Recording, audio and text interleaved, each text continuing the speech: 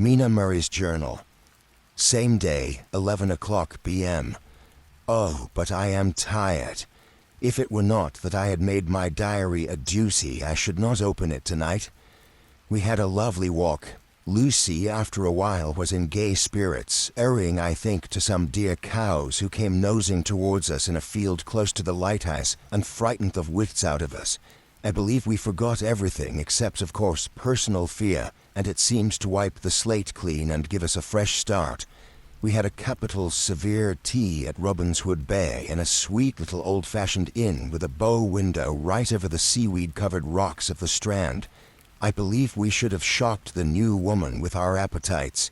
Men are more tolerant, bless them. Then we walked home with some, or rather many, stoppages to rest, and with our hearts full of a constant dread of wild bulls. Lucy was rarely tired, and we intended to creep off to bed as soon as we could. The young curates came in, however, and Mrs. Westenra asked him to stay for supper. Lucy and I had both a fight for it with the dusty miller. I know it was a hard fight on my part, and I am quite heroic. I think that someday the bishops must get together and see about breeding up a new class of curates who don't take supper no matter how they may be pressed to, and who will know when girls are tired. Lucy is asleep and breathing softly. She has more color in her cheeks than usual and looks, oh, so sweet. If Mr. Holmwood fell in love with her seeing her only in the drawing-room, I wonder what he would say if he saw her now. Some of the new women writers will someday start an idea that men and women should be allowed to see each other asleep before proposing or accepting, but I suppose the new woman won't condescend in future to accept. She will do the proposing herself, and a nice job she will make of it too. There's some consolation in that. I am so happy tonight because dear Lucy seems better. I really believe she has turned the corner and that we are over her troubles with dreaming. I should be quite happy if I only knew if Jonathan... God bless and keep him. 11 August, 3 a.m. Diary again. No sleep now, so I may as well write. I am too agitated to sleep. We have had such an adventure, such an agonizing experience. I fell asleep as soon as I had closed my diary. Suddenly, I became broad awake and sat up, with a horrible sense of fear upon me, and of some feeling of emptiness around me. The room was dark, so I could not see Lucy's bed. I stole across and felt for her. The bed was empty. I lit a match and found that she was not in the room. The door was shut, but not locked as I had left it. I feared to wake her mother, who has been more than usually ill lately, so threw on some clothes and got ready to look for her. As I was leaving the room, it struck me that the clothes she wore might give me some clue to her dreaming intention. Dressing gown would mean house, dress outside. Dressing gown and dress were both in their places. Thank God, I said to myself, she cannot be far, as she is only in her nightdress. I ran downstairs and looked in the sitting room. Not there. Then I looked in all the other open rooms of the house, with an ever-growing fear chilling my heart. Finally, I came to the hall door and found it open. It was not wide open, but the catch of the lock had not caught. The people of the house are careful to lock the door every night, so I feared that Lucy must have gone out as she was. There was no time to think of what might happen. A vague, overmastering fear obscured all details. I took a big, heavy shawl and ran out. The clock was striking 1 as I was in the crescent, and there was not a soul in sight. I ran along the north terrace, but could see no sign of the white figure which I expected. At the edge of the west cliff above the pier, I looked across the harbour to the east cliff in hope or fear, I don't know which, of seeing Lucy in our favourite seat. There was a bright full moon with heavy, black, driving clouds which threw the whole scene into a fleeting diorama of light and shade as they sailed across. For a moment or two I could see nothing, as the shadow of a cloud obscured St. Mary's Church and all around it. Then, as the cloud passed, I could see the ruins of the abbey coming into view, and as the edge of a narrow band of light as sharp as a sword cut moved along, the church and the churchyard became gradually visible. Whatever my expectation was, it was not disappointed, For there, on our favorite seat, the silver light of the moon struck a half-reclining figure, snowy white. The coming of the cloud was too quick for me to see much. The shadow shut down on light almost immediately, but it seemed to me as though something dark stood behind the seat where the white figure shone and bent over it. What it was, whether man or beast, I could not tell. I did not wait to catch another glance, but flew down the steep steps to the pier and along by the fish market to the bridge, which was the only way to reach the east cliff. The town seemed as dead, for not a soul did I see. I rejoiced that it was so, for I wanted no witness of poor Lucy's condition. The time and distance seemed endless, and my knees trembled and my breath came labored as I toiled up the endless steps to the abbey. I must have gone fast, and yet it seemed to me as if my feet were weighted with lead, and as though every joint in my body were rusty. When I got almost to the top, I could see the seat and the white figure, for I was now close enough to distinguish it even through the spells of shadow. There was undoubtedly something long and black bending over the half-reclining white figure. I called in fright, "Lucy, Lucy," and something raised a head, and from where I was I could see a white face and red, gleaming eyes. Lucy did not answer, and I ran on to the entrance of the churchyard. As I entered, the church was between me and the seat, and for a minute or so I lost sight of her. When I came in view again, the cloud had passed, and the moonlight struck so brilliantly that I could see Lucy half reclining with her head lying over the back of the seat. She was quite alone, and there was not a sign of any living thing about. When I bent over her, I could see that she was still asleep. Her lips were parted, and she was breathing, not softly as usual with her, but in long, heavy gasps, as though striving to get her lungs full at every breath. As I came close, she put up her hand in her sleep and pulled the collar of her nightdress close round her throat. Whilst she did so, there came a little shudder through her, as though she felt the cold. I flung the warm shawl over her and drew the edges tight around her neck, for I dreaded lest she should get some deadly chill from the night air, unclad as she was. I feared to wake her all at once, so in order to have my hands free that I might help her, I fastened the shawl at her throat with a big safety pin, but I must have been clumsy in my anxiety and pinched or pricked her with it. For by and by, when her breathing became quieter, she put her hand to her throat again and moaned. When I had her carefully wrapped up, I put my shoes on her feet and then began very gently to wake her. At first she did not respond, but gradually she became more and more uneasy in her sleep, moaning and sighing occasionally. At last, as time was passing fast and for many other reasons, I wished to get her home at once. I shook her forcibly, till finally she opened her eyes and awoke. She did not seem surprised to see me, as of course she did not realize all at once where she was. Lucy always wakes prettily, and even at such a time when her body must have been chilled with cold and her mind somewhat appalled at waking unclad in a churchyard at night, she did not lose her grace. She trembled a little and clung to me. When I told her to come at once with me home, she rose without a word, with the obedience of a child. As we passed along, the gravel hurt my feet, and Lucy noticed me wince. She stopped and wanted to insist upon my taking my shoes, but I would not. However, when we got to the pathway outside the churchyard where there was a puddle of water remaining from the storm, I daubed my feet with mud, using each foot in turn on the other, so that as we went home, no one, in case we should meet anyone, should notice my bare feet. Fortune favored us, and we got home without meeting a soul. Once we saw a man who seemed not quite sober passing along a street in front of us, but we hid in a door till he had disappeared up an opening such as there are here, steep little closes, or wynds, as they called them in Scotland. My heart beat so loud all the time, sometimes I thought I should faint. I was filled with anxiety about Lucy, not only for her health, lest she should suffer from the exposure, but for her reputation in case the story should get wind. When we got in and had washed our feet and had said a prayer of thankfulness together, I tucked her into bed. Before falling asleep, she asked, even implored me, not to say a word to anyone, even her mother, about her sleepwalking adventure. I hesitated at first to promise, but on thinking of the state of her mother's health and how the knowledge of such a thing would fret her, And thinking too of how such a story might become distorted, nay, infallibly would in case it should leak out, I thought it wiser to do so. I hope I did right. I have locked the door and the key is tied to my wrist, so perhaps I shall not be again disturbed. Lucy is sleeping soundly. The reflex of the dawn is high and far over the sea. Same day, noon. All goes well. Lucy slept till I woke her and seemed not to have even changed her side. The adventure of the night does not seem to have harmed her. On the contrary, it has benefited her, for she looks better this morning than she has done for weeks.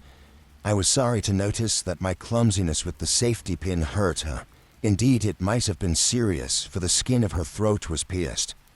I must have pinched up a piece of loose skin and have transfixed it, for there are 2 little red points like pinpricks, and on the band of her nightdress was a drop of blood.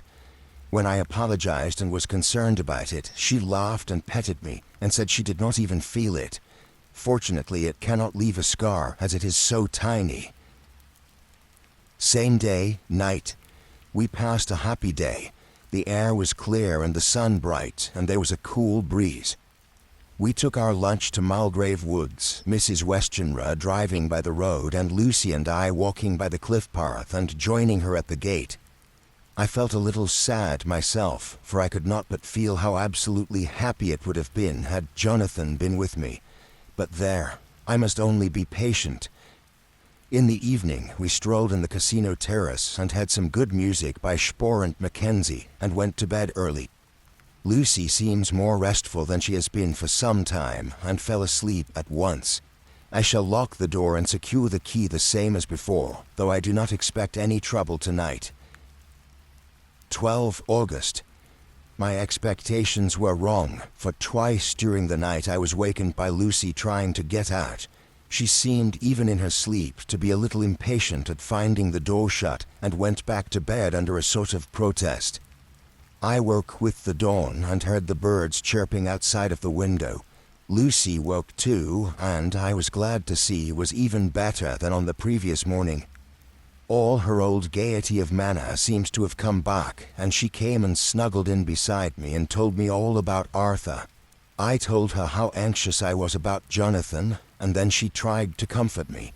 Well, she succeeded somewhat, for though sympathy can't alter facts, it can make them more bearable. 13 August. Another quiet day, and to bed with the key on my wrist as before. Again I awoke in the night and found Lucy sitting up in bed, still asleep, pointing to the window. I got up quietly and, pulling aside the blind, looked out. It was brilliant moonlight, and the soft effect of the light over the sea and sky merged together in one great silent mystery was beautiful beyond words. Between me and the moonlight flitted a great bat, coming and going in great whirling circles. Once or twice it came quite close, but was, I suppose, frightened at seeing me, and flitted away across the harbor towards the abbey. When I came back from the window, Lucy had lain down again and was sleeping peacefully. She did not stir again all night. 14 August. On the East Cliff, reading and writing all day. Lucy seems to have become as much in love with the spot as I am, and it is hard to get her away from it when it is time to come home for lunch or tea or dinner. This afternoon she made a funny remark. We were coming home for dinner and had come to the top of the steps up from the West Pier and stopped to look at the view, as we generally do. The setting sun, low down in the sky, was just dropping behind Kettleness. The red light was thrown over on the East Cliff and the old abbey and seemed to bathe everything in a beautiful rosy glow. We were silent for a while, and suddenly Lucy murmured as if to herself, "His red eyes again. They are just the same." It was such an odd expression coming apropos of nothing, but it quite startled me. I slewed round a little so as to see Lucy well without seeming to stare at her, and saw that she was in a half-dreamy state with an odd look on her face that I could not quite make out, so I said nothing but followed her eyes. She appeared to be looking over at our own seat, whereon was a dark figure seated alone. I was quite a little startled myself, for it seemed for an instant as if the stranger had great eyes like burning flames, but a second look dispelled the illusion. The red sunlight was shining on the windows of St. Mary's Church behind our seat, and as the sun dipped, there was just sufficient change in the refraction and reflection to make it appear as if the light moved. I called Lucy's attention to the peculiar effect, and she became herself with a start, but she looked sad all the same. It may have been that she was thinking of that terrible night up there. We never refer to it, so I said nothing, and we went home to dinner. Lucy had a headache and went early to bed. I saw her asleep and went out for a little stroll myself. I walked along the cliffs to the westward and was full of sweet sadness, for I was thinking of Jonathan. When coming home, it was then bright moonlight, so bright that though the front of our part of the crescent was in shadow, everything could be well seen. I threw a glance up at our window and saw Lucy's head leaning out. I thought that perhaps she was looking out for me, so I opened my handkerchief and waved it. She did not notice or make any movement whatever. Just then the moonlight crept round an angle of the building and the light fell on the window. There distinctly was Lucy with her head lying up against the side of the window-sill and her eyes shut. She was fast asleep, and by her, seated on the window-sill, was something that looked like a good-sized bird. I was afraid she might get a chill, so I ran upstairs, but as I came into the room she was moving back to her bed, fast asleep and breathing heavily. She was holding her hand to her throat as though to protect it from the cold. I did not wake her, but tucked her up warmly. I have taken care that the door is locked and the window securely fastened. She looks so sweet as she sleeps, but she is paler than is her wont, and there is a drawn, haggard look under her eyes which I do not like. I fear she is fretting about something. I wish I could find out what it is. 15 August. Rose later than usual. Lucy was languid and tired and slept on after we had been called. We had a happy surprise at breakfast. Arthur's father is better and wants the marriage to come off soon. Lucy is full of quiet joy and her mother is glad and sorry at once. Later on in the day she told me the cause. She is grieved to lose Lucy as her very own, but she is rejoiced that she is soon to have someone to protect her. Poor dear sweet lady. She confided to me that she has got her death warrant. She has not told Lucy and made me promise secrecy. Her doctor told her that within a few months at most she must die, for her heart is weakening. At any time, even now, a sudden shock would be almost sure to kill her. Oh, we were wise to keep from her the affair of the dreadful night of Lucy's sleepwalking. 17 August. No diary for 2 whole days. I have not had the heart to write. Some sort of shadowy pall seems to be coming over our happiness. No news from Jonathan, and Lucy seems to be growing weaker, whilst her mother's hours are numbering to a close. I do not understand Lucy's fading away as she is doing. She eats well and sleeps well and enjoys the fresh air. But all the time the roses in her cheeks are fading, and she gets weaker and more languid day by day. At night I hear her gasping as if for air. I keep the key of our door always fastened to my wrist at night, but she gets up and walks about the room and sits at the open window. Last night I found her leaning out when I woke up, and when I tried to wake her I could not. She was in a faint. When I managed to restore her, she was weak as water and cried silently between long, painful struggles for breath. When I asked her how she came to be at the window, she shook her head and turned away. I trust her feeling ill may not be from that unlucky prick of the safety pin. I looked at her throat just now as she lay asleep, and the tiny wounds seem not to have healed.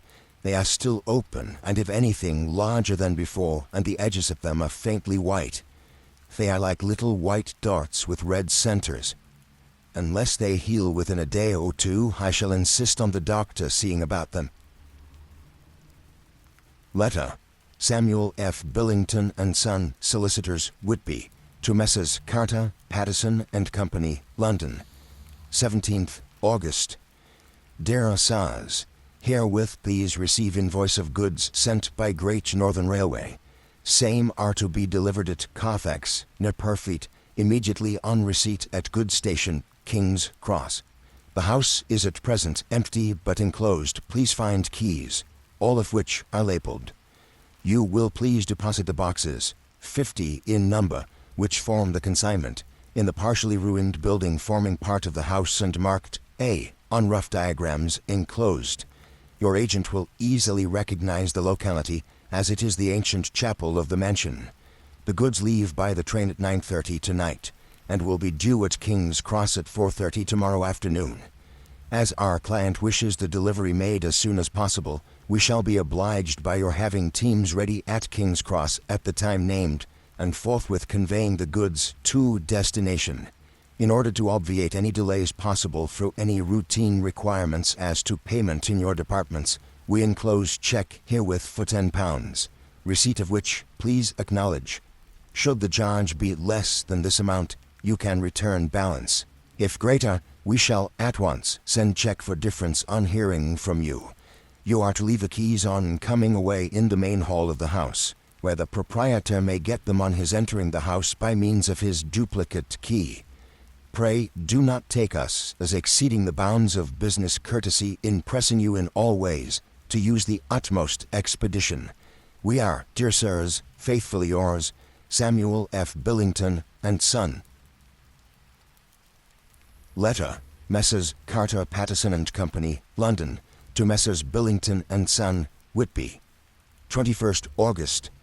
Dear sirs, we beg to acknowledge £10 received, and to return check of £1 17 shillings and ninepence, amount of overplus, as shown in receipted account herewith. Goods are delivered in exact accordance with instructions, and keys left in parcel in main hall, as directed. We are, dear sirs, yours respectfully, Pro Carter, Pattison and Company. Mina Murray's Journal, 18 August. I am happy today, and right sitting on the seat in the churchyard.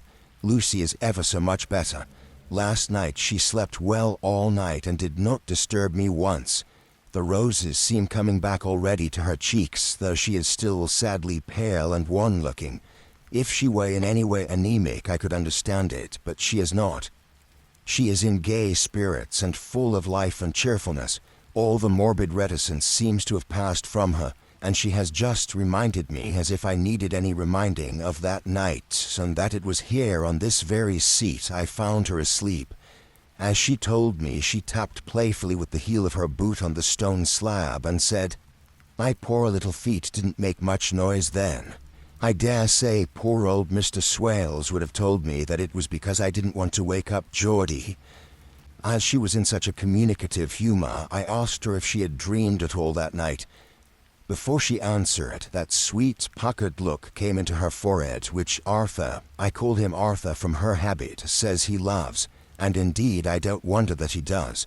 Then she went on in a half-dreaming kind of way, as if trying to recall it to herself. I didn't quite dream, but it all seemed to be real. I only wanted to be here in this spot. I don't know why, for I was afraid of something, I don't know what. I remember, though I suppose I was asleep, passing through the streets and over the bridge. A fish leapt as I went by, and I leaned over to look at it, and I heard a lot of dogs howling. The whole town seemed as if it must be full of dogs, all howling at once as I went up the steps. Then I had a vague memory of something long and dark, with red eyes, just as we saw in the sunset, and something very sweet and very bitter all around me at once. And then I seemed sinking into deep green water, and there was a singing in my ears, as I have heard there is to drowning men, and then everything seemed passing away from me. My soul seemed to go out from my body and float about the air.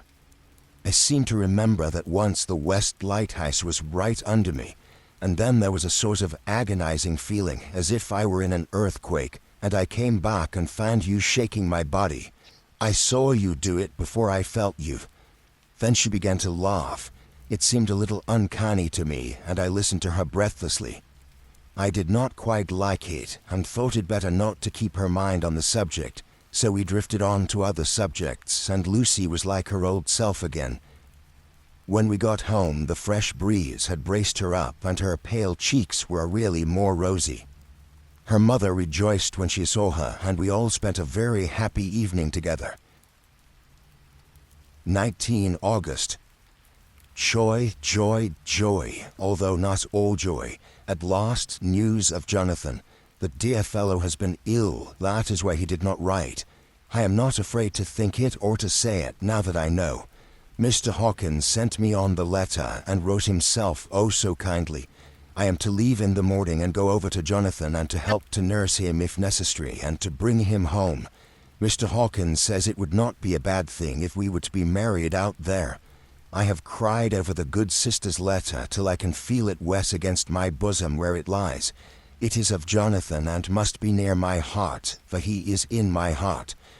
My journey is all mapped out, and my luggage ready. I am only taking one change of dress. Lucy will bring my trunk to London and keep it till I send for it may be that I must write no more. I must keep it to say to Jonathan, my husband. The letter that he has seen and touched must comfort me till we meet. Letter, Sister Agatha, Hospital of St. Joseph and St. Mary, Budapest, to Miss Wilhelmina Murray. 12th August. Dear Madam, I write by desire of Mr. Jonathan Harker, who is himself not strong enough to write, though progressing well, thanks to God and St. Joseph and St. Mary. He has been under our care for nearly 6 weeks, suffering from a violent brain fever. He wishes me to convey his love, and to say by this post I write for him to Mr. Peter Hawkins, Exeter, to say, with his dutiful respects, that he is sorry for his delay, and that all of his work is completed. He will require some few weeks' rest in our sanatorium in the hills, but will then return. He wishes me to say that he has not sufficient money with him, and that he would like to pay for his staying here, so that others who need shall not be wanting for help.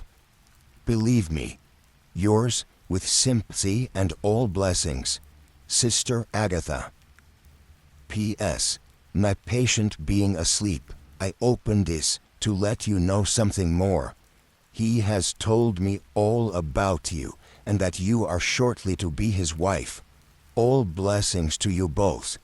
He has had some fearful shock, so says our doctor, and in his delirium, his ravings have been dreadful, of wolves, and poison, and blood, of ghosts and demons, and I fear to say of what. Be careful of him always, that there may be nothing to excite him of this kind for a long time to come. The traces of such an illness as his do not lightly die away. We should have written long ago, but we knew nothing of his friends, and there was nothing on him, nothing that anyone could understand. He came in the train from Klausenburg, and the guard was told by the station master there that he rushed into the station, shouting for a ticket to home. Seeing from his violent demeanor that he was English, they gave him a ticket for the furthest station on the way thither that the train reached. Be assured that he is well cared for. He has won all hearts by his sweetness and gentleness. He is truly getting on well, and I have no doubt will in a few weeks be all himself. But be careful of him, for safety's sake. There are, I pray God and St. Joseph and St. Mary, many, many happy years for you both. Dr. Seward's Diary, 19th of August. Strange and sudden change in Renfield last night. About 8 o'clock, he began to get excited and to sniff about as a dog does when setting. The attendant was struck by his manner, and knowing my interest in him, encouraged him to talk. He is usually respectful to the attendant, and at times servile, but tonight, the man tells me, he was quite haughty, would not condescend to talk with him at all. All he would say was, "I don't want to talk to you. You don't count now. The master is at hand." The attendant thinks it is some sudden form of religious mania which has seized him. If so, we must look out for schools, for a strong man with homicidal and religious mania at once might be dangerous. The combination is a dreadful one. At 9 o'clock I visited him myself. His attitude to me was the same as that to the attendant. In his sublime self-feeling, the difference between myself and attendant seemed to him as nothing. It looked like religious mania, and he will soon think that he himself is God. These infinitesimal distinctions between man and man are too paltry for an omnipotent being. How these madmen give themselves away! The real God taketh heed lest a sparrow fall, but the God created from human vanity sees no difference between an eagle and a sparrow. Ho! If men now knew. For half an hour or more, Renfield kept getting excited in greater and greater degree. I did not pretend to be watching him, but I kept strict observation all the same. All at once, that shifty look came into his eyes, which we always see when a madman has seized an idea, and with it the shifty movement of the head and back which asylum attendants come to know so well. He became quite quiet, and went and sat on the edge of his bed resignedly, and looked into space with lackluster eyes. I thought I would find out if his apathy were real or only assumed, and tried to lead him to talk of his pets, a theme which had never failed to excite his attention. At first he made no reply, but at length said testily, "Bother them all. I don't care a pin about them." "What?" I said. "You don't mean to tell me you don't care about spiders?" Spiders at present are his hobby, and the notebook is filling up with columns of small figures. To this he answered enigmatically, "The bride maidens rejoice the eyes that wait the coming of the bride. But when the bride draweth nigh, then the maidens shine not to the eyes that are filled." He would not explain himself, but remained obstinately seated on his bed all the time I remained with him. I am weary tonight and low in spirits. I cannot but think of Lucy, and how different things might have been. If I don't sleep at once, chloro, the modern Morpheus, C2HCl3O H2O. I must be careful not to let it grow into a habit. No, I shall take none tonight. I've thought of Lucy, and I shall not dishonor her by mixing the two. If need be, tonight shall be sleepless. Glad I made the resolution, gladder that I kept to it.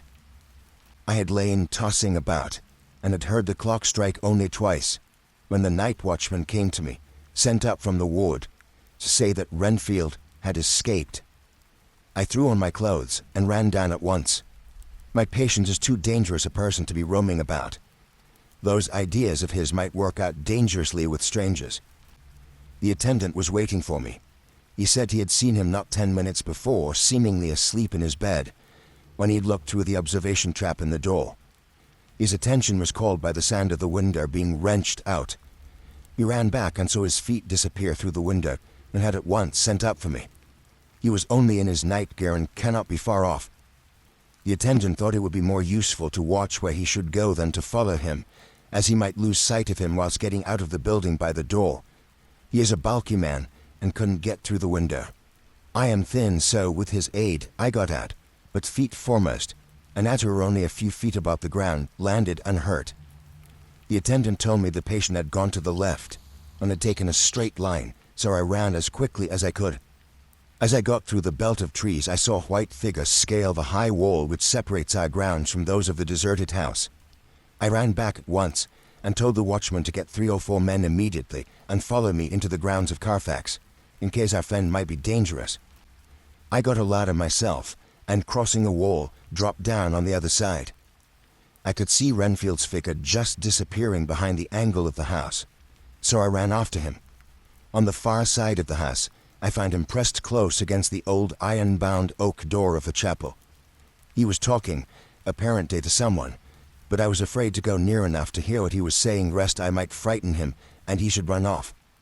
Chasing an errant swarm of bees is nothing to following a naked lunatic when the fit of escaping is upon him.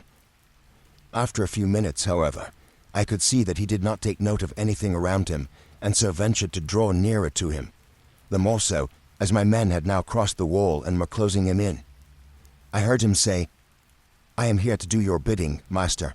I am your slave, and you will reward me, for I shall be faithful. I have worshipped you long and afar off. Now that you are near, I await your commands, and you will not pass me by, will you, dear master, in your distribution of good things?" He is a selfish old beggar anyhow. He thinks of the loaves and fishes even when he believes he is in a real presence. His manias make a startling combination. When we closed in on him, he fought like a tiger. He's immensely strong, and he was more like a wild beast than a man. I never saw a lunatic in such a paroxysm of rage before, and I hope I shall not again. It is a mercy that we have found out his strength and his danger in good time. With strength and determination like his, he might have done wild work before he was caged. He is safe now at any rate. Jack Shepherd himself couldn't get free from the strait waistcoat that keeps him restrained, and he's chained to the wall in the padded room. His cries are at times awful, but the silences that follow are more deadly still, for he means murder in every turn and movement. Just now, he spoke coherent words for the first time.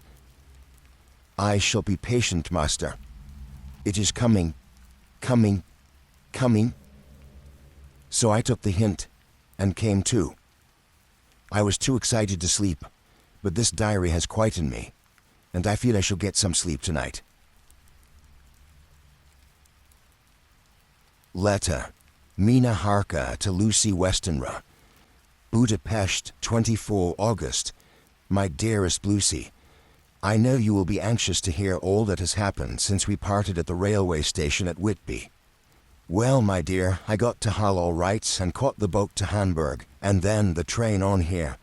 I feel that I can hardly recall anything of the journey, except that I knew I was coming to Jonathan, and that, as I should have to do some nursing, I had better get all the sleep I could.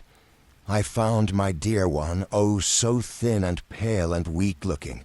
All the resolution has gone out of his dear eyes, and that quiet dignity which I told you was in his face has vanished. He is only a wreck of himself, and he does not remember anything that has happened to him for a long time past. At least he wants me to believe so, and I shall never ask. He has had some terrible shock, and I fear it might tax his poor brain if he were to try to recall it. Sister Agatha, who is a good creature and a bold nurse, tells me that he raved of dreadful things whilst he was off his head. I wanted her to tell me what they were, but she would only cross herself and say she would never tell, that the ravings of the sick were the secrets of God, and that if a nurse through her vacation should hear them, she should respect her trust. She is a sweet, good soul, and the next day, when she saw I was troubled, she opened up the subject again, and after saying that she could never mention what my poor dear raved about, added, "I can tell you this much, my dear, that it was not about anything which he has done wrong himself, and you, as his wife-to-be, have no cause to be concerned. He has not forgotten you or what he owes to you. His fear was of great and terrible things which no mortal can treat of. I do believe the dear soul thought I might be jealous lest my poor dear should have fallen in love with any other girl. The idea of my being jealous about Jonathan. And yet, my dear, let me whisper, I felt a thrill of joy through me when I knew that no other woman was a cause for trouble. I am now sitting by his bedside where I can see his face while he sleeps. He's waking. When he woke, he asked me for his coat, as he wanted to get something from the pocket. I asked Sister Agatha, and she brought all his things. I saw amongst them was his notebook, and was going to ask him to let me look at it, for I knew that I might find some clue to his trouble, but I suppose he must have seen my wish in my eyes, for he sent me over to the window, saying he wanted to be quite alone for a moment. Then he called me back, and when I came he had his hand over the notebook, and he said to me very solemnly, "Wilhelmina." I knew then that he was in deadly earnest, for he has never called me by that name since he asked me to marry him. You know, dear, my ideas of the trust between husband and wife. There should be no secrets, no concealment. I have had a great shock, and when I try to think of what it is, I feel my head spin round, and I do not know if it was real or the dreaming of a madman. You know I have had brain fever, and that is to be mad. The secret is here, and I do not want to know it. I want to take up my life here with our marriage. For, my dear, we had decided to be married as soon as the formalities are complete. Are you willing, Wilhelmina, to share my ignorance? Here is the book. Take it and keep it. Read it if you will, but never let me know, unless indeed some solemn duty should come upon me to go back to the bitter hours, asleep or awake, sane or mad, recorded here. He fell back exhausted, and I put the book under his pillow and kissed him. I have asked Sister Agatha to beg the Superior to let our wedding be this afternoon, and am waiting her reply. She has come and told me that the chaplain of the English Mission Church has been sent for. We are to be married in an hour, or as soon after as Jonathan awakes. Lucy, the time has come and gone. I feel very solemn, but very, very happy. Jonathan woke a little after the hour, and all was ready, and he sat up in bed, propped up with pillows. He answered his "I will" firmly and strong. I could hardly speak. My heart was so full that even those words seemed to choke me. The dear sisters were so kind. Please God, I shall never, never forget them, nor the grave and sweet responsibilities I have taken upon me. I must tell you of my wedding present. When the chaplain and the sisters had left me alone with my husband, who, Lucy, it is the first time I have written the words "my husband," left me alone with my husband, I took the book from under his pillow and wrapped it up in white paper and tied it with a little bit of pale blue ribbon which was round my neck, and sealed it over the knot with sealing wax, and for my seal I used my wedding ring. Then I kissed it and showed it to my husband, and told him that I would keep it so, and then it would be an outward and visible sign for us all our lives that we trusted each other, that I would never open it unless it were for his own dear sake or for the sake of some stern duty. Then he took my hand in his, and oh, Lucy, it was the first time he took his wife's hand, and said that it was the dearest thing in all the wide world, and that he would go through all the past again to win it if need be. The poor dear meant to have said a part of the pasts, but he cannot think of time yet, and I shall not wonder if at first he mixes up not only the month, but the year. Well, my dear, what could I say? I could only tell him that I was the happiest woman in all the wide world, and that I had nothing to give him except myself, my life, and my trust, and that with these went my love and duty for all the days of my life. And my dear, when he kissed me and drew me to him with his poor weak hands, it was like a solemn pledge between us. Lucy dear, do you know why I tell you all this? It is not only because it is all sweet to me, but because you have been and are very dear to me. It was my privilege to be your friend and guide when you came from the schoolroom to prepare for the world of life. I want to see you now, and with the eyes of a very happy wife, whither duty has led me, so that in your own married life you too may be all happy as I am. My dear, please Almighty God, your life may be all it promises, a long day of sunshine with no harsh wind, no forgetting duty, no distrust. I must not wish you no pain, for that can never be, but I do hope you will be always as happy as I am now. Goodbye, my dear. I shall post this at once, and perhaps write you very soon again. I must stop, for Jonathan is waking. I must attend my husband. Your ever-loving Mina Harker. Letter. Lucy Westenra to Mina Harker. Whitby, 30th of August. My dearest Mina, oceans of love and millions of kisses, and may you soon be in your own home with your husband. I wish you could be coming home soon enough to stay with us here. This strong air would soon restore Jonathan. It has quite restored me.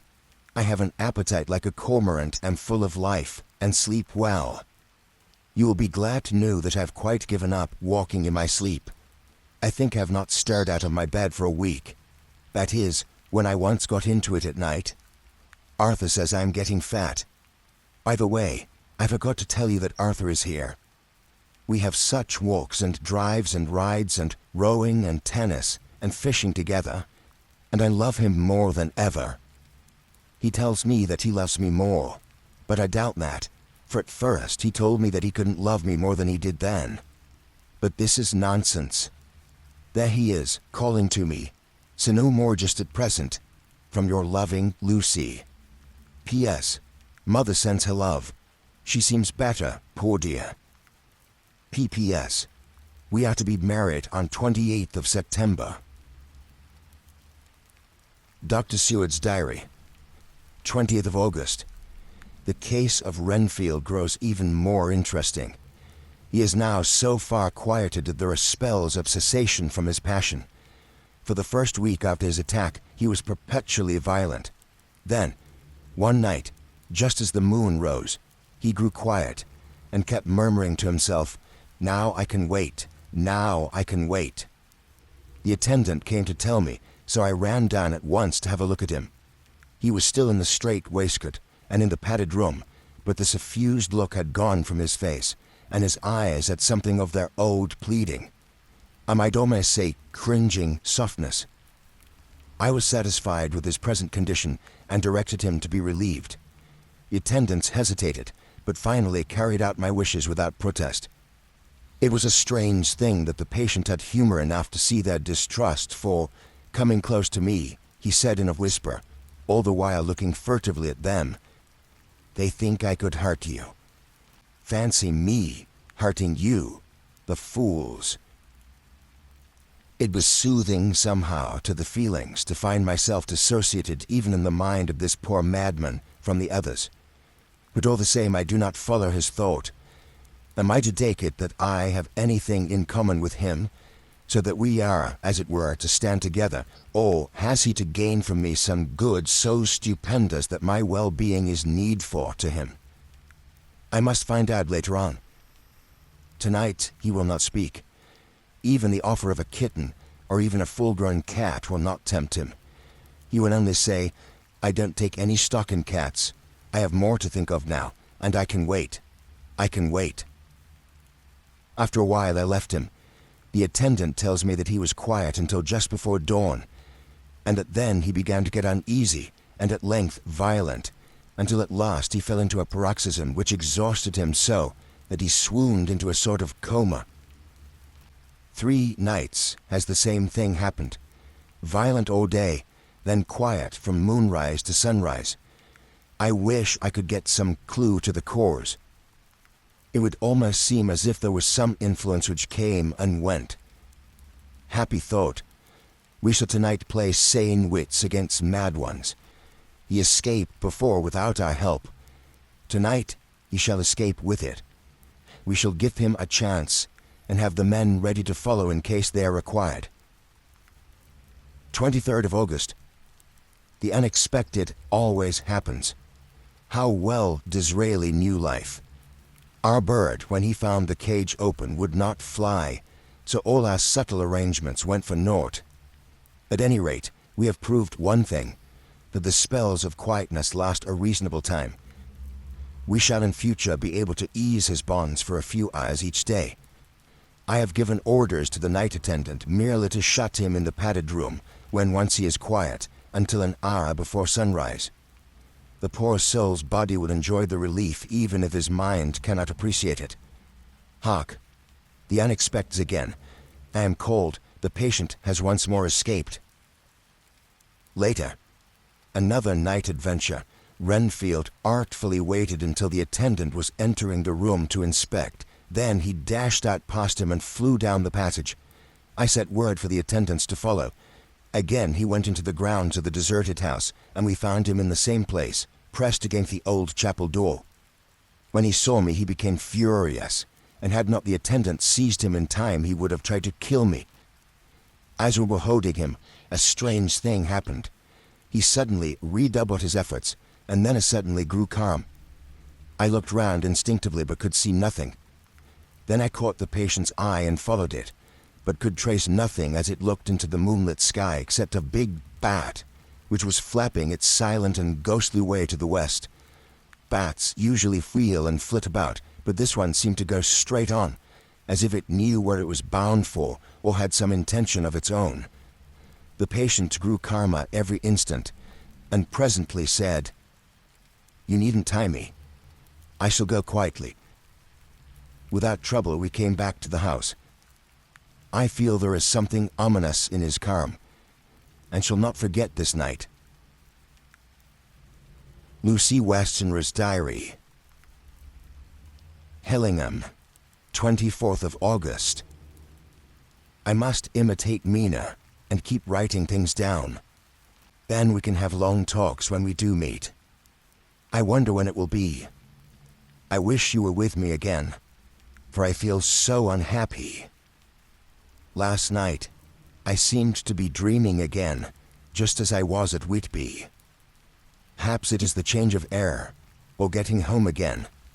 It is all dark and horrid to me, for I can remember nothing. But I am full of vague fear, and I feel so weak and worn out. When Arthur came to lunch, he looked quite grieved when he saw me, and I hadn't the spirit to try to be cheerful. I wonder if I could sleep in Mother's room tonight. I shall make an excuse and try. 25th of August. Another bad night. Mother did not seem to take to my proposal. She seems not too well herself, and doubtless she fears to worry me. I tried to keep awake, and succeeded for a while, but when the clock struck 12, it waked me from a doze, so I must have been falling asleep. There was a sort of scratching or flapping at the window, but I did not mind it, and as I remember no more, I suppose I must have fallen asleep. More bad dreams. I wish I could remember them. This morning I am horribly weak. My face is ghastly pale, and my throat pains me. It must be something wrong with my lungs, for I don't seem to be getting air enough. I shall try to cheer up when Arthur comes, or else I know he will be miserable to see me so. Letter. Arthur Holmwood to Dr. Seward. Albemarle Hotel, 31st of August. My dear Jack, I want you to do me a favor. Lucy is ill. That is, she has no special disease, but she looks awful and is getting worse every day. I have asked her if there is any cause. I do not dare to ask her mother, for to disturb the poor lady's mind about her daughter in her present state of health would be fatal. Mrs. Westenra has confided to me that her doom is spoken, disease of the heart, though poor Lucy does not know it yet. I'm sure that there is something preying on my dear girl's mind. I am most distracted when I think of her. To look at her gives me a pang. I told her I should ask you to see her, and though she demurred at first, I know why, old fellow, she finally consented. It will be a painful task for you, I know, old friend, but it is for her sake, and I must not hesitate to ask, or you to act. You are to come to lunch at Hillingham tomorrow, 2 o'clock, so as not to arouse any suspicion in Mrs. Westenra, and after lunch, Lucy will take an opportunity of being alone with you. I shall come in for tea, and we can go away together. I am filled with anxiety, and want to consult with you alone as soon as I can after you have seen her. Do not fail. Arthur. Telegram, Arthur Holmwood to Seward. 1st of September. I'm summoned to see my father, who is worse. I'm writing. Write me footy by tonight's post to ring. Wire me, if necessary. Letter from Dr. Seward to Arthur Holmwood. 2nd of September. My dear old feller, with regard to Miss Westenra's health, I hasten to let you know at once that in my opinion there is not any functional disturbance or any malady that I know of. At the same time, I am not by any means satisfied with her appearance. She's woefully different from what she was when I saw her last. Of course, you must bear in mind that I did not have full opportunity of examination, such as I should wish. Our very friendship makes a little difficulty which not even medical science or custom can bridge over. I'd better tell you exactly what happened, leaving you to draw, in a measure, your own conclusions. I shall then say what I've done and propose doing. I found Miss Westenra in seemingly gay spirits. Her mother was present, and in a few seconds I made up my mind that she was trying all she knew to mislead her mother and prevent her from being anxious. I have no doubt she guesses, if she does not know, what need of caution there is. We lunched alone, and as we all exerted ourselves to be cheerful, we got, as some kind of reward for our labors, some real cheerfulness amongst us. Then Mrs. Westenra went to lie down, and Lucy was left with me. We went into her boudoir. Until we got there, her gaiety remained, for the servants were coming and going. As soon as the door was closed, however, the mask fell from her face, and she sank down into a chair with a great sigh and hid her eyes with her hand. When I saw that her high spirits had failed, I at once took advantage of her reaction to make a diagnosis. She said to me very sweetly, "I cannot tell you how I loathe talking about myself." I reminded her that a doctor's confidence was sacred, but that you were grievously anxious about her. She caught on to my meaning at once, and settled the matter in a word. "Tell Arthur everything you choose. I do not care for myself, but all for him. So I am quite free." I could easily see that she is somewhat bloodless, but I could not see the usual anemic signs, and by a chance I was actually able to test the quality of her blood, for in opening a window which was stiff, a cord gave way, and she cut her hand slightly with the broken glass.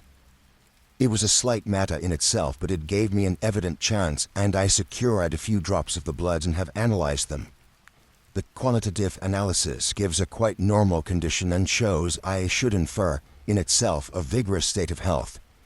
In other physical matters I was quite satisfied that there is no need for anxiety, but as there must be a cause somewhere, I have come to the conclusion that it must be something mental. She complains of difficulty in breathing satisfactorily at times, and of heavy, lethargic sleep, with dreams that frighten her, but regarding which she can remember nothing. She says that as a child she used to walk in her sleep, and that when in Fritby the habit came back, and that once she walked out into the night and went to the East Cliff, where Miss Murray found her. But she assures me that of late the habit has not returned. I am in doubt, and so have done the best thing I know of. I have written to my old friend and master, Professor Van Helsing of Amsterdam, who knows as much about obscure diseases as anyone in the world. I have asked him to come over, and as you told me that all things were to be at your charge, I have mentioned to him who you are and your relations to Miss Westenra. This, my dear fellow, is only in obedience to your wishes, for I am only too proud and happy to do anything I can for her. Van Helsing would, I know, do anything for me for a personal reason. So, no matter on what ground he comes, we must accept his wishes. He is a seemingly arbitrary man, but this is because he knows what he is talking about better than anyone else. He is a philosopher and a metaphysician, and one of the most advanced scientists of his day, and he has, I believe, an absolutely open mind. This, with an iron nerve, a temper of the ice-brook, an indomitable resolution, self-command, and toleration exalted from virtues to blessings, and the kindliest and truest heart that beats, these form his equipment for the noble work that he is doing for mankind, work both in theory and practice, for his views are as wide as his all-embracing sympathy. I tell you these facts that you may know why I have such confidence in him. I have asked him to come at once. I shall see Miss Westenra tomorrow again. She is to meet me at the stores, so that I may not alarm her mother by too early a repetition of my call. Yours always, John Seward. Letter. Abraham Van Helsing, M.D., D.Ph.D. Lit., etc., etc., to Dr. Seward. 2nd September. My good friend, when I have received your letter, I am already coming to you. By good fortune I can leave just at once, without wrong to any of those who have trusted me. Were fortune other, then it were bad for those who have trusted, for I come to my friend when he call me, to aid those he hold dear. Tell your friend, that when that time you suck from my wound so swiftly, the poison of the gangrene from that knife, that our other friend, too nervous, let slip. You did more for him when he wants my aids, and you call for them, than all his great fortune could do. But it is pleasure added, to do for him, your friend. It is to you that I come. Have then rooms for me at the Great Eastern Hotel, so that I may be near to hand, and please it so arrange that we may see the young lady not too late on tomorrow, for it is likely that I may have to return here that night. But if need be, I shall come again in 3 days, and stay longer if it must. Till then, goodbye, my friend John. Van Helsing. Letter, Dr. Seward to Honorable Arthur Homewood, 3rd of September. My dear Art, Van Helsing has come and gone. He came on with me to Hillingham, and found that by Lucy's discretion her mother was lunching Art, so that we were alone with her. Van Helsing made a very careful examination of the patient. He is to report to me, and I should advise you, for of course I was not present all the time. He is, I fear, much concerned, but says he must think. When I told him of our friendship and how you trust to me in the matter, he said, "You must tell him all you think. Tell him what I think, if you can guess it, if you will. Nay, I am not jesting. This is no jest, but life and death, perhaps more." I asked what he meant by that, for he was very serious. This was when we had come back to town, and he was having a cup of tea before starting on his return to Amsterdam. He would not give me any further clue. You must not be angry with him, Art, because his very reticence means that all his brains are working for her good. He will speak plainly enough when the time comes, be sure. So I told him I would simply write an account of our visit, just as if I were doing a descriptive special article for the Daily Telegraph. He seemed not to notice, but remarked that the smuts in London were not quite so bad as they used to be when he was a student here. I am to get his report tomorrow if he can possibly make it. In any case, I am to have a letter. Well, as to the visit, Lucy was more cheerful than on the day I first saw her, and certainly looked better. She had lost something of the ghastly look that so upset you, and her breathing was normal. She was very sweet to the professor, as she always is, and tried to make him feel at ease, though I could see that the poor girl was making a hard struggle for it. I believe Van Helsing saw it too, for I saw the quick look under his bushy eyebrows that I knew of old. Then he began to chat of all things, except ourselves and diseases, and with such an infinite geniality that I could see poor Lucy's pretense of animation merge into reality. Then, without any seeming change, he brought the conversation gently round to his visit, and suavely said, "My dear young miss, I have the so great pleasure because you are much beloved. That is much, my dear, even were there that which I do not see. They told me you were down in the spirit, and that you were of a ghastly pale. To them I say, poof." And he snapped his fingers at me and went on, "But you and I shall assure them how wrong they are. How can he—" and he pointed at me with the same look and gesture as that with which once he pointed me out to his class on, or rather after, a particular occasion which he never fails to remind me of, "know anything of a young lady's. He has his madmans to play with, and to bring them back to happiness and to those that love them. It is much to do, and but there are rewards, in that we can bestow such happiness. But the young ladies, he has no wife nor daughter, and the young do not tell themselves to the young, but to the old like me, who have known so many sorrows and the causes of them. So, my dear, we will send him away to smoke the cigarette in the garden, whilst you and I have little talk all to ourselves." I took the hint, and strolled about, and presently the professor came to the window and called me in. He looked grave, but said, "I have made careful examination, but there is no functional cause. With you I agree that there has been much blood lost. It has been, but is not. But the conditions of her are in no way anemic. I have asked her to send me her maid, that I may ask just one or two questions, that so I may not chance to miss nothing. I know well what she will say, and yet there is cause. There is always cause for everything. I must go back home and think. You must send to me the telegram every day, and if there be cause I shall come again. The disease, for not to be all well is a disease, interest me, and the sweet young dear, she interest me too. She charm me, and for her, if not for you or disease, I come." As I tell you, he would not say a word more, even when we were alone. And so now, Art, you know all I know. I shall keep stern watch. I trust your poor father is rallying. Must be a terrible thing to you, my dear old fellow, to be placed in such a position between two people who are both so dear to you. I know your idea of duty to your father, and you are right to stick to it. But if need be, I shall send you word to come at once to Lucy. So do not be over-anxious unless you hear from me. Dr. Seward's diary, 4th of September. Zoophagus patient still keeps up our interest in him. He had only one outburst, and that was yesterday at an unusual time. Just before the stroke of noon, he began to grow restless. The attendant knew the symptoms, and at once summoned aid. Fortunately, the men came at a run, and were just in time, for at the stroke of noon he became so violent that it took all their strength to hold him. In about 5 minutes, however, he began to get more and more quiet, and finally sank into a sort of melancholy, in which state he has remained up to now. The attendant tells me that his screams whilst in the paroxysm were really appalling. I found my hands full when I got in, attending to some of the other patients who were frightened by him. Indeed, I can quite understand the effect, for the sounds disturbed even me, though I was some distance away.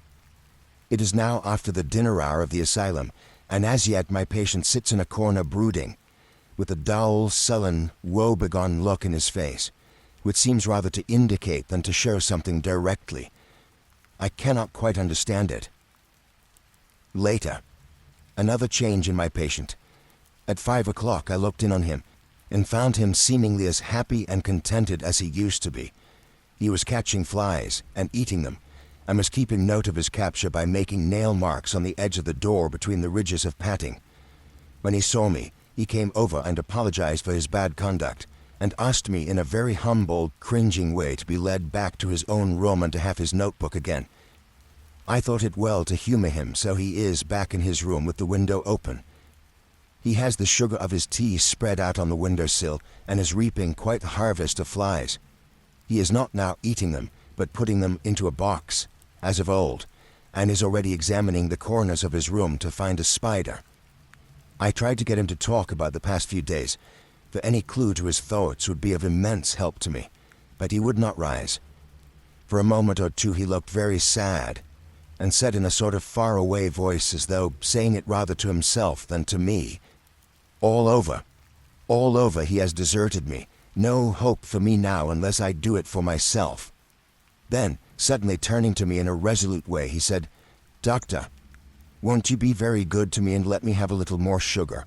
I think it would be good for me." "And the flies?" I said. "Yes, the flies like it too, and I like the flies, therefore I like it." And there are people who know so little as to think that madmen do not argue. I procured him a double supply, and left him as happy a man as I suppose any in the world. I wish I could fathom his mind. Midnight. Another change in him. I had been to see Miss Westenra, whom I found much better, and had just returned, and was standing at our own gate looking at the sunset, when once more I heard him yelling. As his room is on the side of the house, I could hear it better than in the morning. It was a shock to me to turn from the wonderful, smirky beauty of a sunset over London, with its lurid lights and inky shadows and all the marvelous tints that come on foul clouds even as on foul water, and to realize all the grim sternness of my own cold stone building, with its wealth of breathing misery, and my own desolate heart to endure it all. I reached him just as the sun was going down, and from his window saw the red disk sink. As it sank, he became less and less frenzied, and just as it dipped, he slid from the hands that held him, an inert mass, onto the floor. It is wonderful, however, what intellectual recuperative power lunatics have, for within a few minutes he stood up quite calmly and looked around him. I signaled to the attendants not to hold him, for I was anxious to see what he would do. He went straight over to the window and brushed out the crumbs of sugar. Then he took his fly box and emptied it outside and threw away the box. Then he shut the window and, crossing over, sat down on his bed. All this surprised me, so I asked him, "Are you not going to keep flies any more?"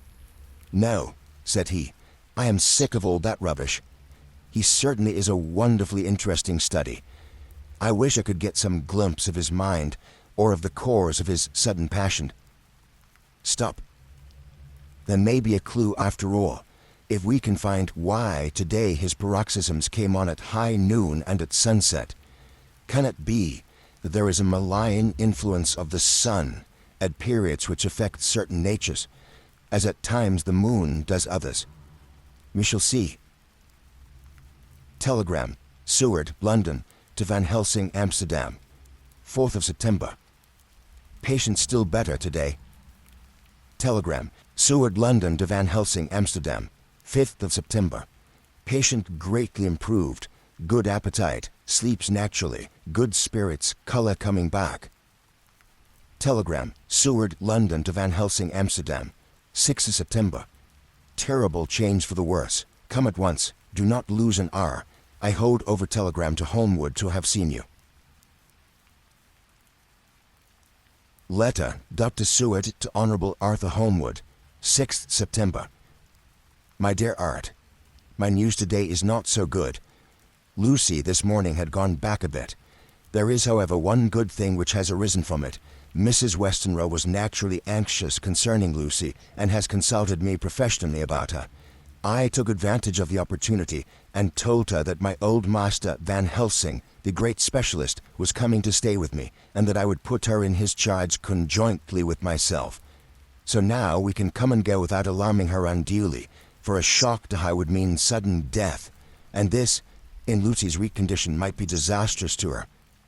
We are hedged in with difficulties, all of us, my poor old fellow, but please God we shall come through them all right. If any need, I shall write, so that, if you do not hear from me, take it for granted that I am simply waiting for news. In haste, yours ever, John Seward. Dr. Seward's Diary, 7th of September. The first thing Van Helsing said to me when we met at Liverpool Street was, "Have you said anything to our young friend, the lover of her?" "No," I said. "I waited till I'd seen you, as I said in my telegram. I wrote him a letter simply telling him that you were coming, as Miss Westenra was not so well, and that I should let him know if need be." "Right, my friend," he said. "Quite right. Better he not know as yet. Perhaps he shall never know. I pray so, but if it be needed, then he shall know all. And, my good friend John, let me caution you. You deal with the madman. All men are mad in some way or the other. And inasmuch as you deal discreetly with your madman, so deal with God's madman too, the rest of the world. You tell not your madman what you do, nor why you do it. You tell them not what you think. So you shall keep knowledge in its place, where it may rest, where it may gather its kind around it and breed. You and I shall keep as yet what we know here, and here." He touched me on the heart and on the forehead, and then touched himself the same way. "I have for myself thoughts at the present. Later I shall unfold to you." "Why not now?" I asked. "It may do some good. We may arrive at some decision." He stopped and looked at me and said, "My friend John, when the corn has grown, even before it has ripened, while the milk of its mother earth is in him, and the sunshine has not yet begun to paint him with his gold, the husbandman, he pull the ear and rub him between his rough hands, and blow away the green chaff, and say to you, 'Look, he's good corn. He will make good crop when the time comes.'" I did not see the application, and told him so. For reply, he reached over and took my ear in his hand and pulled it playfully, as he used long ago to do at lectures, and said, "The good husbandman tell you so then because he knows, but not till then. But you do not find the good husbandman dig up his planted corn to see if he grow. That is for the children who play at husbandry, and not for those who take it as of the work of their life. See you now, friend John? I have sown my corn, and nature has her work to do in making it sprout. If he sprout at all, there's some promise, and I wait till the ear begins to swell." He broke off, for he evidently saw that I understood.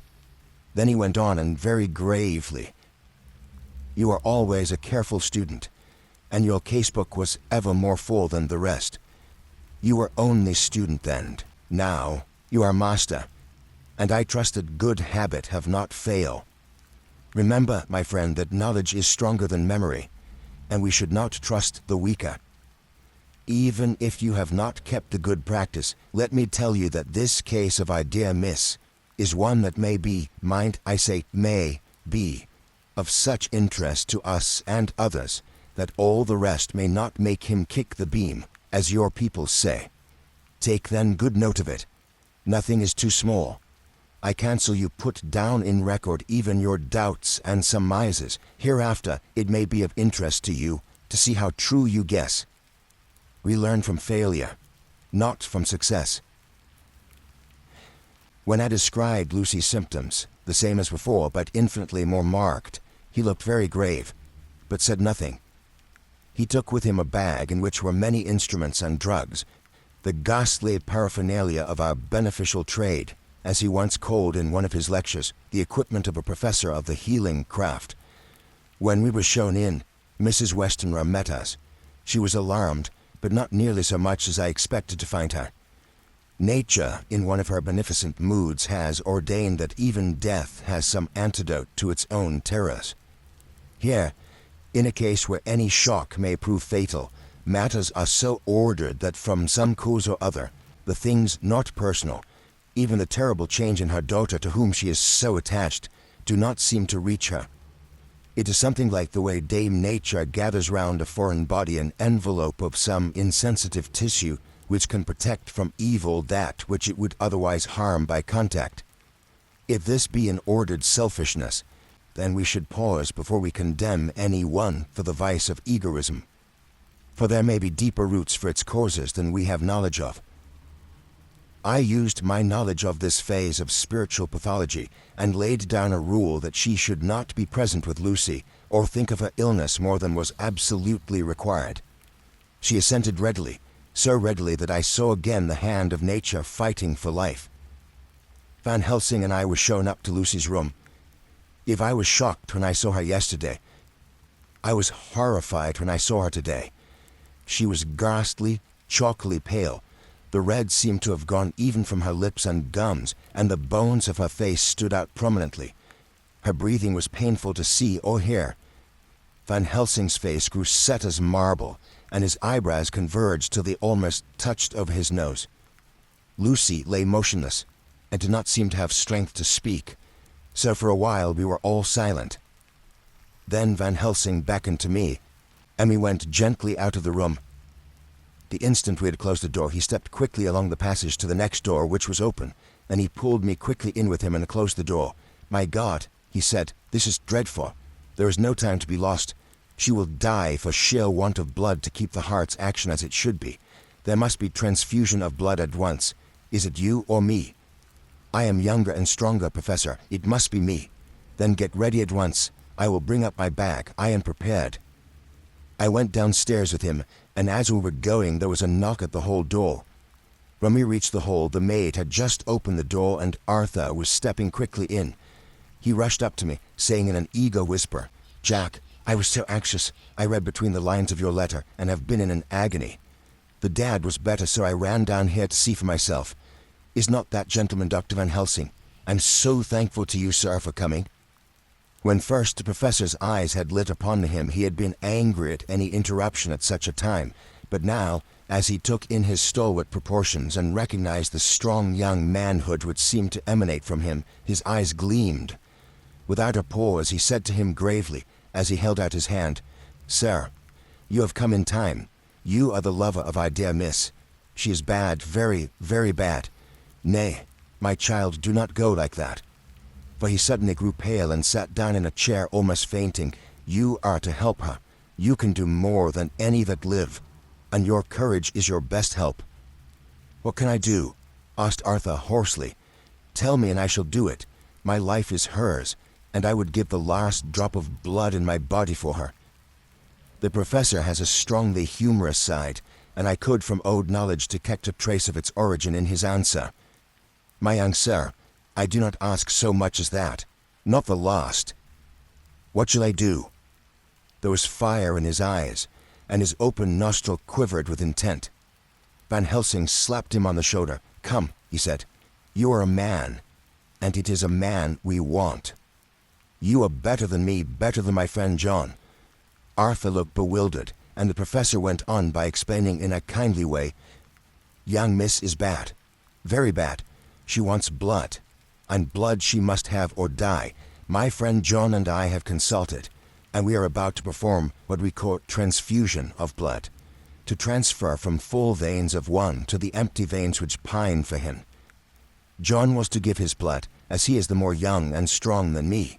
Here Arthur took my hand and wrung it hard in silence. "But now you are here. You are more good than us, old or young, who toil much in the world of thought. Our nerves are not so calm and our blood not so bright than yours." Arthur turned to him and said, "If you only knew how gladly I would die for her, you would understand." He stopped with a sort of choke in his voice. "Good boy," said Van Helsing. "In the not so far off, you will be happy that you have done all for her you love. Come now and be silent. You shall kiss her once before it is done. But then you must go, and you must leave at my sign.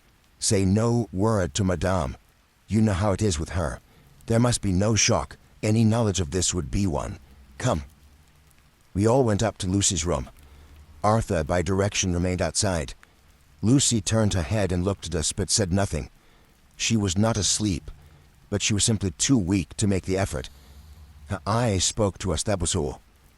Van Helsing took some things from his bag and laid them on a little table out of sight.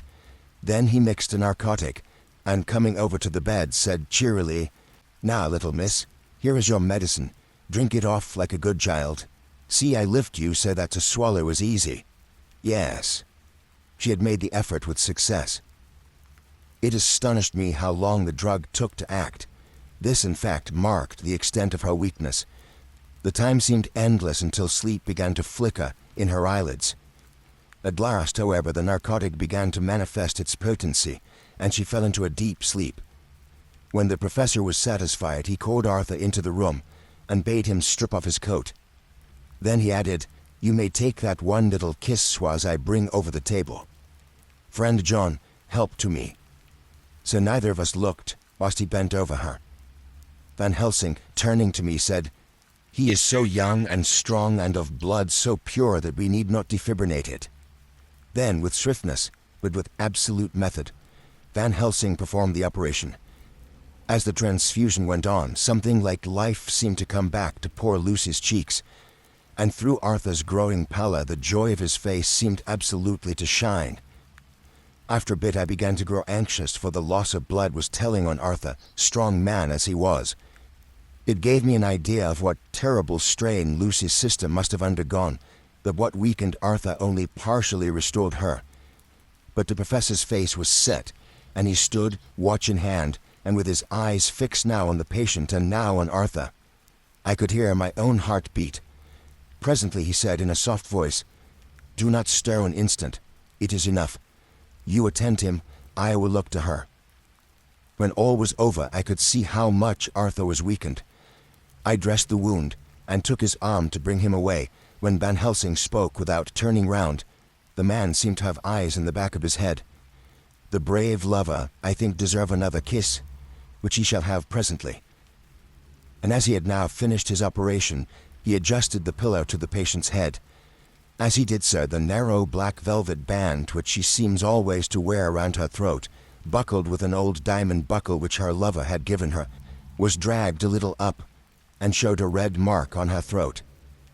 Arthur did not notice it, but I could hear the deep hiss of indrawn breath, which is one of Van Helsing's ways of portraying emotion. He said nothing at the moment, but turned to me, saying, "Now take down our brave young lover, give him of the port wine, and let him lie down a while. He must then go home and rest, sleep much, and eat much, that he may be recruited of what he has so given to his love. He must not stay here. Hold a moment. I may take it, sir, that you are anxious of result. Then bring it with you that in all ways the operation is successful. You have saved her life this time, and you can go home and rest easy in mind that all that can be is. I shall tell her all when she is well. She shall love you none the less for what you have done. Goodbye." When Arthur had gone, I went back to the room. Lucy was sleeping gently, but her breathing was stronger. I could see the counterpane move as her breast heaved. By the bedside sat Van Helsing, looking at her intently. The velvet band again covered the red mark. I asked the professor in a whisper, "What did you make of that mark on her throat?" "What did you make of it?" "I have not seen it yet," I answered, and then and there proceeded to loose the band. Just over the external jugular vein there were 2 punctures, not large, but not wholesome looking. There was no sign of disease, but the edges were white and worn looking, as if by some trituration. It had once occurred to me that this wound, or whatever it was, might be the means of that manifest loss of blood, but I abandoned the idea as soon as formed, for such a thing could not be. The whole bed would have been drenched to a scarlet with the blood which the girl must have lost to leave such a pallor as she had before the transfusion. "Well?" said Van Helsing. "Well," said I can make nothing of it." The professor stood up. "I must go back to Amsterdam tonight," he said. "There are books and things there which I want. You must remain here all the night, and you must not let your sight pass from her." "Shall I have a nurse?" I asked. "We are the best nurses, you and I. You keep watch all night, see that she is well fed, and that nothing disturbs her. You must not sleep all the night. Later on we can sleep, you and I. I shall be back so soon as possible, and then we may begin." "May begin?" I said. "What on earth do you mean?" "We shall see," he answered as he hurried out. He came back a moment later and put his head inside the door and said, with warning finger held up, "Remember, she is your charge. If you leave her and harm befall, you shall not sleep easy hereafter." Dr. Seward's diary continued. 8th of September. I sat up all night with Lucy. The opiate worked itself off towards dusk, and she waked naturally. She looked a different being from what she had been before the operation. Her spirits even were good, and she was full of a happy vivacity, but I could see evidences of the absolute prostration which she had undergone. When I told Mrs. Westenra that Dr. Van Helsing had directed that I should sit up with her, she almost pooh-poohed the idea, pointing out her daughter's renewed strength and excellent spirits. I was firm, however, and made preparations for my long vigil. When her maid had prepared her for the night, I came in, having in the meantime had supper, and took a seat by the bedside. She did not in any way make objection, but looked at me gratefully whenever I caught her eye. After a long spell she seemed sinking off to sleep, but with an effort seemed to pull herself together and shook it off. This was repeated several times, with greater effort and with shorter pauses as the time moved on. It was apparent that she did not want to sleep, so I tackled the subject at once. "You do not want to go to sleep?" "No, I'm afraid." "Afraid to go to sleep? Why so? It is the boon we all crave for." "Ah, not if you were like me. If sleep was to you a presage of horror." "A presage of horror? What on earth do you mean?" "I don't know. Oh, I don't know. And that is what is so terrible. All this weakness comes to me in sleep, until I dread the very thought. But my dear girl, you may sleep tonight. I am here watching you, and I can promise that nothing will happen." "Ah, I can trust you." I seized the opportunity and said, "I promise you that if I see any evidence of bad dreams, I will wake you at once." "You will? Or will you really? How good you are to me. And I will sleep." and almost at the word she gave a deep sigh of relief and sank back, asleep. All night long I watched her. She never stirred, but slept on and on in a deep, tranquil, life-giving, health-giving sleep. Her lips were slightly parted, and her breast rose and fell with the regularity of a pendulum. There was a smile on her face, and it was evident that no bad dreams had come to disturb her peace of mind. In the early morning her maid came, and I left her in her care and took myself back home, for I was anxious about many things. I sent a short wire to Van Helsing and to Arthur, telling them of the excellent result of the operation. My own work, with its manifold arrears, took me all day to clear off. It was dark when I was able to inquire about my zoophagus patient. The report was good. He had been quite quiet for the past day and night. A telegram came from Van Helsing at Amsterdam whilst I was at dinner, suggesting that I should be at Hellingham tonight, as it might be well to be at hand, and stating that he was leaving by the night mail and would join me early in the morning. 9th of September. I was pretty tired and worn out when I got to Hillingham. For 2 nights I'd hardly had a wink of sleep, and my brain was beginning to feel that numbness which marks cerebral exhaustion. Lucy was up and in cheerful spirits. When she shook hands with me, she looked sharply in my face and said, "No sitting up tonight for you. You are worn out. I am quite well again, indeed I am. And if there is to be any sitting up, it is I who will sit up with you." I would not argue the point, but went and had my supper.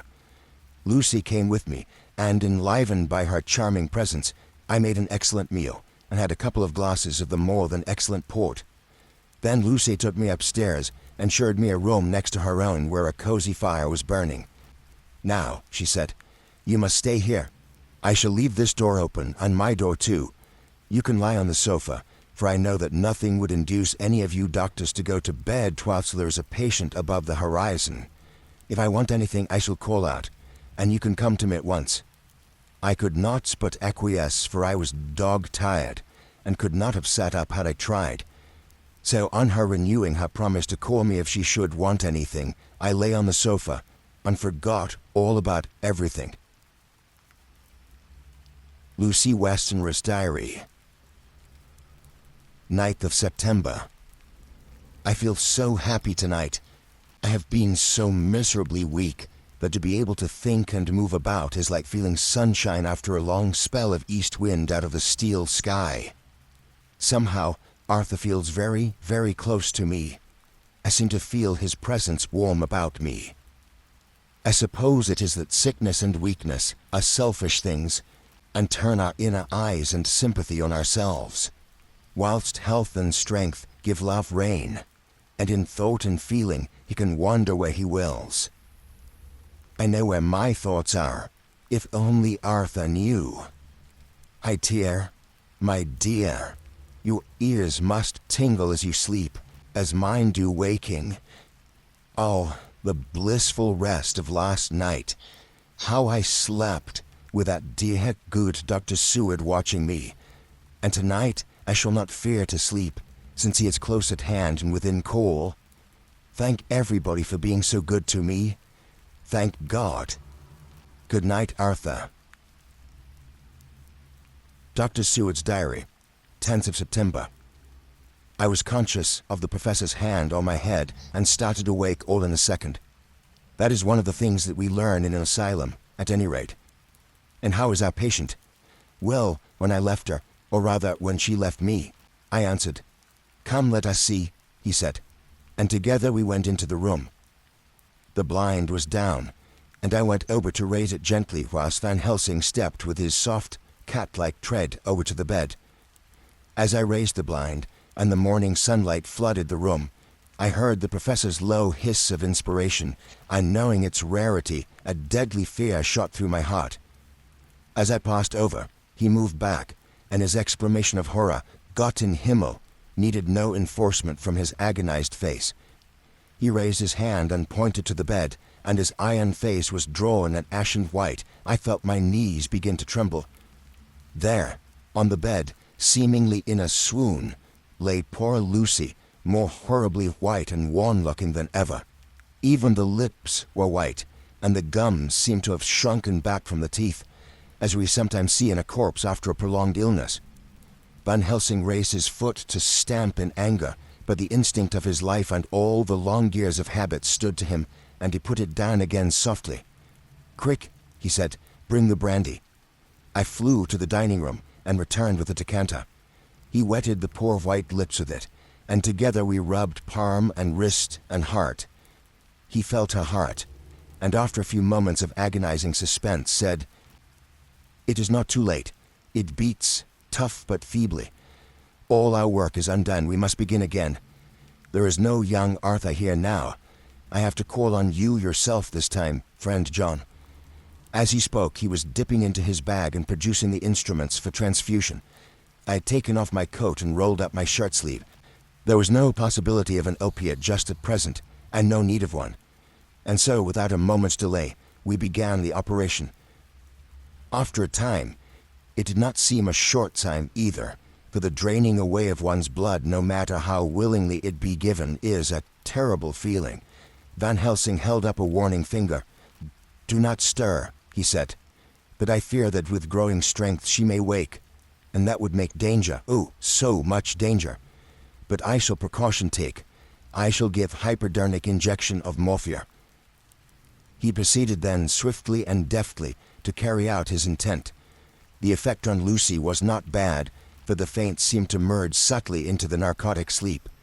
It was with a feeling of personal pride that I could see a faint tinge of color steal back into the pallid cheeks and lips. No man knows till he experiences it what it is to feel his own lifeblood drawn away into the veins of the woman he loves. The professor watched me critically. "That will do," he said. "Already?" I remonstrated. "He took a great deal more from art." To which he smiled a sad sort of smile as he replied, "He is her lover, her fiancé. You have much work to do for her and for others, and the present will suffice." When we stopped the operation, he attended to Lucy, whilst I applied digital pressure to my own incision. I lay down, whilst I waited his leisure to attend to me, for I felt faint and a little sick. By and by he bound up my wound, and sent me downstairs to get a glass of wine for myself. As I was leaving the room, he came after me and half whispered, "Mind, nothing must be said of this. If our young lover should turn up unexpected as before, no word to him. It would at once frighten him and enjealous him too. There must be none. So."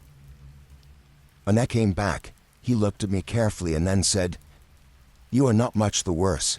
Go into the room and lie on your sofa and rest a while, then have much breakfast and come here to me." I followed out his orders, for I knew how right and wise they were. I had done my part, and now my next duty was to keep up my strength. I felt very weak, and in the weakness lost something of the amazement at what had occurred. I fell asleep on the sofa, however, wondering over and over again how Lucy had made such a retrograde movement, and how she could have been drained of so much blood with no sign anywhere to show for it. I think I must have continued my wonder in my dreams, for, sleeping and waking, my thoughts always came back to the little punctures in her throat, and the ragged, exhausted appearance of their edges. Tiny though they were. Lucy slept well into the day, and when she woke she was fairly well and strong, though not nearly so much so as the day before. When Van Helsing had seen her, he went out for a walk, leaving me in charge, with strict injunctions that I was not to leave her for a moment. I could hear his voice in the hall, asking the way to the nearest telegraph office. Lucy chatted with me freely, and seemed quite unconscious that anything had happened. I tried to keep her amused and interested. When her mother came up to see her, she did not seem to notice any change whatever, but said to me gratefully, "We owe you so much, Dr. Seward, for all you have done, but you really must now take care not to overwork yourself. You are looking pale yourself. You want a wife to nurse and look after you a bit, that you do." As she spoke, Lucy turned crimson, though it was only momentarily, for her poor wasted veins could not stand for long such an unwanted drain to the head. The reaction came in excessive pallor as she turned imploring eyes on me. I smiled and nodded and laid my finger on my lips. With a sigh, she sank back amid her pillows. Van Helsing returned in a couple of hours and presently said to me, "Now you go home, and eat much and drink enough. Make yourself strong. I stay here tonight, and I shall sit up with little miss myself. You and I must watch the case, and we must have none other to know. I have grave reasons. No, do not ask them. Think what you will, do not fear to think even the most not probable. Good night." In the hall, 2 of the maids came to me and asked if they or either of them might not sit up with Miss Lucy. They implored me to let them, and when I said it was Dr. Van Helsing's wish that either he or I should sit up, they asked me quite piteously to intercede with the foreign gentleman. I was much touched by their kindness. Perhaps it is because I am weak at present, and perhaps because it was on Lucy's account, that their devotion was manifested, for over and over again have I seen similar instances of woman's kindness. I got back here in time for a late dinner, went my rounds, all well, and set this down whilst waiting for sleep. It is coming. 11th of September. This afternoon I went over to Hillingham, found Van Helsing in excellent spirits, and Lucy much better. Shortly after I had arrived, a big parcel from abroad came for the professor. He opened it with much impressment, assumed of course, and showed a great bundle of white flowers. "These are for you, Miss Lucy," he said. "For me? Oh, Dr. Van Helsing. Yes, my dear, but not for you to play with. These are medicines." Here Lucy made a wry face. "Nay, but they are not to take in a decoction or in a nauseous form, so you need not snub that so charming nose, or I shall point out to my friend Arthur what woes he may have to endure in seeing so much beauty that he so loves so much to distort. Aha, my pretty miss, that bring the so nice nose all straight again. This is medicinal, but you do not know how. I put him in your window. I make pretty wreath, and hang him round your neck so that you sleep well. Oh yes, they, like the lotus flower, make your trouble forgotten. It smells so like the waters of Lethe, and of that fountain of youth that the conquistadors sought for in the Floridas, and find him all too late." Whilst he was speaking, Lucy had been examining the flowers and smelling them. Now she threw them down, saying with half laughter and half disgust, "Oh, Professor, I believe you're only putting up a joke on me. Why, these flowers are only common garlic." To my surprise, Van Helsing rose up and said with all his sternness, his iron jaw set and his bushy eyebrows meeting, "No trifling with me. I never jest.